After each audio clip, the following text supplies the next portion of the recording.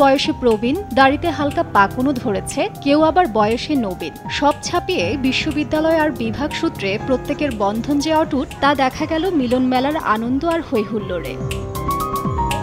শুক্রবার বিকেলে ঢাকা বিশ্ববিদ্যালয়ের ছাত্র শিক্ষক কেন্দ্রে গণযোগাযোগ ও সাংবাদিকতা আলামনাই অ্যাসোসিয়েশনের আয়োজনে হয় যোগাযোগ উৎসব, যেখানে যোগ দেন বিভাগটির বর্তমান ও সাবেক শিক্ষার্থীরা।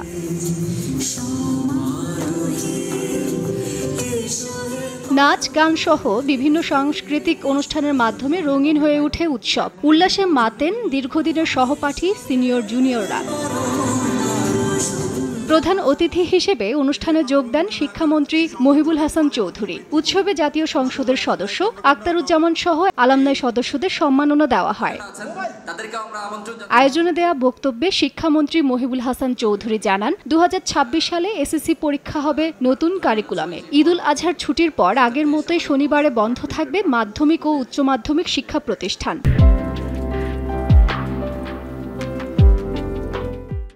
অনেকগুলো পরীক্ষা ছিল, যেটা আমাদের যে বিভাগ বিষয়ে যে অনেকগুলো বিভাগ ছিল সেটাও কিছুটা পরিবর্তন করা হয়েছে, যেহেতু আমাদের সেটা আবার মাদ্রাসা শিক্ষা, তার সাথেও সমন্বয় করতে হবে। তাই এই বিষয়ে এই মুহূর্তে বলাটা খুবই কঠিন। সুনির্দিষ্ট হওয়ার পরেই আমরা সেই বিষয়টা জনসমক্ষে সেটা প্রকাশ করব।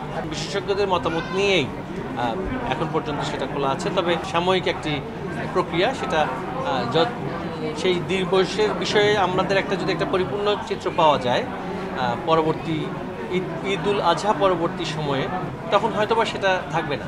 উচ্চশিক্ষা গ্রহণ শেষে শুধু সরকারি চাকরির পেছনে না ছুটে দেশের মানুষের জন্য বৃহৎ পরিসরে কাজ করতে বর্তমান শিক্ষার্থীদের প্রতি আহ্বান জানান বক্তারা। তার মধ্যে 3 জনের নাম শারমিন। তাজরিন রিকা, সময় সংবাদ, ঢাকা।